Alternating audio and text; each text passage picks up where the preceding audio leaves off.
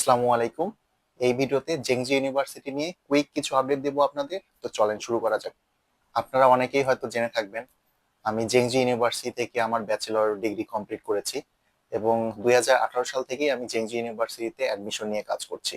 তো একজন অ্যালামনাই হিসেবে আমার দায়িত্ব জেংজি ইউনিভার্সিটি প্রতি বছর কি কি সুবিধা নিয়ে আসছে, আহ, নতুন কি কি সাবজেক্ট নিয়ে আসছে, কেমন স্কলারশিপ দিচ্ছে এবং স্কলারশিপ ধরে রাখতে কি কি করতে হয়, এগুলো সবকিছু আপনাদের সাথে শেয়ার করা। এবং আমি সেই কাজটাই করছি কয়েক বছর থেকে। এই ভিডিওতে আমি আপনাদের জানানোর চেষ্টা করব 2025-এর মার্চ ইনটেকের জন্য জেংজি ইউনিভার্সিটি কি কি পরিবর্তন নিয়ে আসলো, নতুন কোনো সাবজেক্ট, নতুন কোনো স্কলারশিপ পলিসি অ্যাড হলো কিনা। জেংজু ইউনিভার্সিটিতে মূলত দুইটা ইনটেক আছে, একটা মার্চ, একটা সেপ্টেম্বর। তো একইভাবে 2025-এর জন্য মার্চ ইনটেকের জন্য অ্যাপ্লিকেশন শুরু হয়ে গেছে। প্রশ্ন আসতেই পারে মার্চ ইনটেকে কেন অ্যাপ্লাই করবেন, সেপ্টেম্বর ইনটেকে বা কেন অ্যাপ্লাই করবেন, কোন ইনটেক কাদের জন্য, বেসিক্যালি দুইটার মধ্যে পার্থক্যটা কি। আজকে এটা নিয়ে আমি কোনো কথাই বলবো না, এটা নিয়ে আমার আলাদা একটা ভিডিও করা আছে গত বছরের। মূলত বেসিক্যালি ওইগুলাই পার্থক্য। আমি এটাতে লিংক আপ করে দেব, আপনার আই বাটনে ক্লিক করে ভিডিওটা দেখে আসবেন। তাহলে আপনাদের ক্লিয়ার হয়ে যাবে যে আপনার মার্চে অ্যাপ্লাই করা উচিত নাকি সেপ্টেম্বর ইনটেকে অ্যাপ্লাই করা উচিত। আগামী বছর মার্চ ইনটেকের জন্য অ্যাপ্লিকেশন শুরু হয়ে গেছে। এটা ডেডলাইনটা হচ্ছে আহ, জানুয়ারির 1 তারিখ। 2025-এর জানুয়ারির 1 তারিখে এটা ডেডলাইন শেষ হবে। পরবর্তীতে তারা চাইলে ডেডলাইন বাড়াতেও বাড়াতে পারে। ইনিশিয়ালি ডেডলাইনটা হচ্ছে 2025-এর জানুয়ারির 1 তারিখ। তো আপনারা যারা অ্যাপ্লাই করতে চাচ্ছেন এর আগেই আপনাদেরকে অ্যাপ্লাই করে ফেলতে হবে। এবং অ্যাপ্লাই করতে আপনাদের যদি কোনো হেল্প প্রয়োজন হয় অথবা আপনারা যারা আমার মাধ্যমে অ্যাপ্লাই করতে চান, দ্রুত ফাইল রেডি করে আমার সাথে কন্ট্যাক্ট করতে পারেন। এবং অবশ্যই আমার একটা সার্ভিস চার্জ রয়েছে এবং আপনাদের থেকে আমি যে চার্জটা নেব এটা একদম মিনিমাম রাখার চেষ্টা করব আমি। আগামী বছর মার্চ ইনটেকের জন্য আপনারা 4টা সাবজেক্টে অ্যাপ্লাই করতে পারবেন। সাবজেক্টগুলো হচ্ছে সিভিল ইঞ্জিনিয়ারিং, সফটওয়্যার ইঞ্জিনিয়ারিং এবং ইন্টারন্যাশনাল ট্রেড অ্যান্ড ইকোনমিক্স এবং ট্যুরিজম ম্যানেজমেন্ট। এই 4টা সাবজেক্টে আপনি আগামী বছর মার্চ ইনটেকের জন্য অ্যাপ্লাই করতে পারতেছেন। এর আগের বছরগুলোতে এমবিবিএস এবং ফার্মেসি স্টুডেন্টরাও মার্চে অ্যাপ্লাই করতে পারতো, বাট এবছর তাদের জন্য কোনো মার্চ ইনটেক থেকে ফাউন্ডেশন কোর্স রাখা হয়নি। তাদের কোর্সটা এক্সটেন্ডেড করে 1 বছর করা হয়েছে ফাউন্ডেশন কোর্স, এবং এটা শুরু হবে সেপ্টেম্বর থেকে। আপনারা যারা মার্চ ইনটেকে ভর্তি হবেন, সিভিল ইঞ্জিনিয়ারিং হোক, সফটওয়্যার ইঞ্জিনিয়ারিং হোক, ইন্টারন্যাশনাল ট্রেড অ্যান্ড ইকোনমিক্স বা ট্যুরিজম ম্যানেজমেন্ট, এই 4টা সাবজেক্ট মার্চ থেকে জুলাই পর্যন্ত পড়ানো হবে এবং জুলাইয়ে ফাইনাল এক্সাম হবে। জুলাইয়ে ফাইনাল এক্সাম হওয়ার পর যে মেজরটা আছে এটা শুরু হবে সেপ্টেম্বর থেকে। এবং এই যে কোর্সটা আছে মার্চ থেকে জুলাই পর্যন্ত, এটাকে বলা হচ্ছে ফাউন্ডেশন কোর্স। এটাকে আপনাকে বেসিক পড়ানো হবে।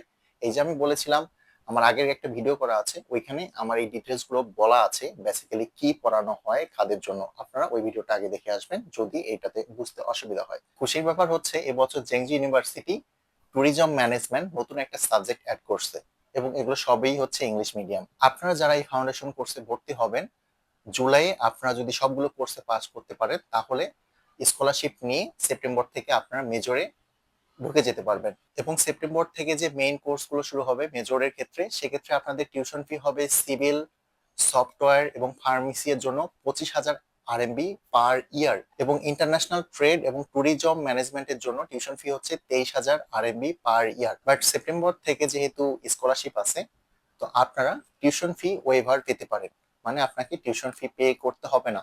সাবজেক্ট ভেদে স্কলারশিপের একটু পার্থক্য আছে। যারা সিভিল ইঞ্জিনিয়ারিং বা ট্যুরিজম ম্যানেজমেন্ট নিয়ে পড়বেন তারা ফুল টিউশন ফিটা ওয়েভার পেতে পারেন। হেনান গভর্নমেন্ট স্কলারশিপ আপনার পুরো টিউশন ফিটা প্রোভাইড করবে। সেক্ষেত্রে ক্লাসে প্রথম যে 20 জন আছেন বা রেজাল্টের উপর বেস করে প্রথম 20 জন ফুল টিউশন ফি স্কলারশিপ পাবেন, প্রথম 20 জন। এবং বাকি যে স্টুডেন্টরা আছে তাদেরকে প্রতি বছর 5,000 আরএমবি টিউশন ফি পে করতে হবে। এটা হচ্ছে সিভিল ইঞ্জিনিয়ারিং এবং ট্যুরিজম ম্যানেজমেন্টের ক্ষেত্রে। বাকি যে সাবজেক্ট আছে software engineering, international trade, pharmacy, তাদের ক্ষেত্রে স্কলারশিপ আছে, বাট পুরোটা কভার করতেছে না। বাট তাদের টিউশন ফি এর ম্যাক্সিমাম অংশই স্কলারশিপ কভার করবে। এবং অনলি 5,000 আরএমবি, তাদের যে টিউশন ফিটা আছে 5,000 আরএমবি, ওইখান থেকে 5,000 আরএমবি প্রতি বছর ভার্সিটিতে পে করতে হবে, বাকিটা স্কলারশিপ কভার করবে। গেল স্কলারশিপের ব্যাপার স্যাপার। এছাড়াও বা আপনাদের থাকতে হলে ডরমিটরি ফি আছে, আলাদা কিছু খরচ আছে। এগুলো নিয়ে অলরেডি আমার ভিডিও করা আছে, দেখে আসবেন। আমি ভিডিওটা আর বড় করতে যাচ্ছি না। তো আপনাদের যদি আরো কোনো প্রশ্ন থাকে কমেন্ট বক্সে কমেন্ট করতে পারেন। আমার হোয়াটসঅ্যাপ নাম্বার দেওয়া থাকবে, আমাকে হোয়াটসঅ্যাপে কন্ট্যাক্ট করতে পারেন। আহ, আপনারা হাই হ্যালো না করে সরাসরি আপনাদের যে কোয়েশ্চেনটা আছে এটা লিখে পাঠাবেন, আমি সময় পেলে আপনাদেরকে অ্যান্সার করে দেব।